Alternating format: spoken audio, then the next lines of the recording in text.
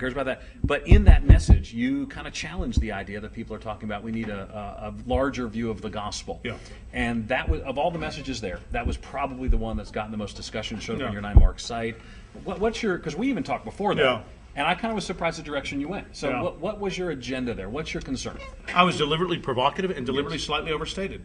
I understand lexically that euangelion, gospel, can be used of more than God, man, Christ response. Right. I understand particularly in Isaiah and in early parts of the gospel, it can refer to the restoration of all creation. Sure. Got that? Colossians, understand it. You got to get to there. Yeah. I was making a systematic point, more like when we talk of covenant. Yeah. We talk of covenant theology. We know we're not using berith exactly like it's used in the Old Testament, but there's been a long tradition of reflection. So with gospel, I understand God's going to restore the whole world, but that is no good news for me in particular. Okay. And even when you use that phrase in Acts about the gospel of the kingdom, it's very interesting to see when that's preached what the response is. They repent and they believe. They repent and are baptized. Yeah. So somehow there is this individual component that, although I'm all about community in one sense, that individual component has to be there.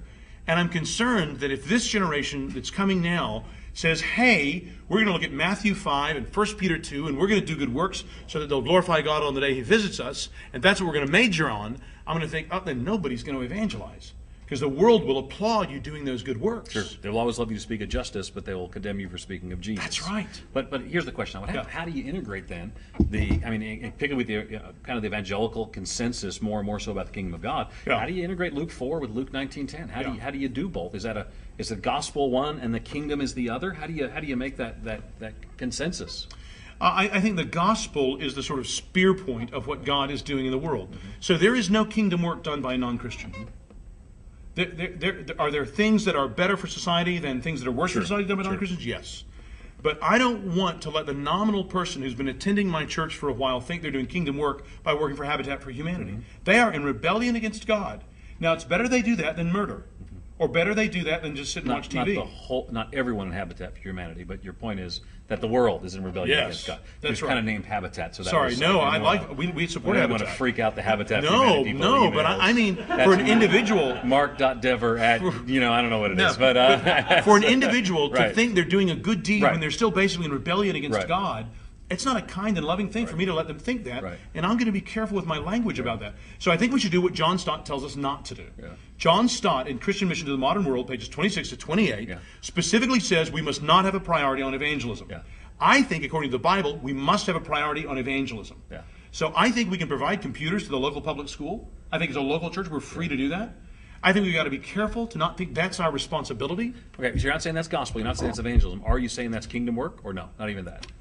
No, I think you could call it kingdom work. If we're doing that, we're doing it unto the Lord. Yeah, no, I think we could. All right, that's probably where... I don't have any reason to think that kind of kingdom work is going to typify the whole world before Christ comes back. I'm not post-millennial. Sure. And I'm not what Tim Keller jokingly calls himself, an optimistic amillennial. Yes. I'm more like, I'm not sure. I think maybe I'm a pessimistic amill or maybe a historic premill, something. But I see the warnings that Jesus and Paul give about the end, and it looks kind of bad. Yeah.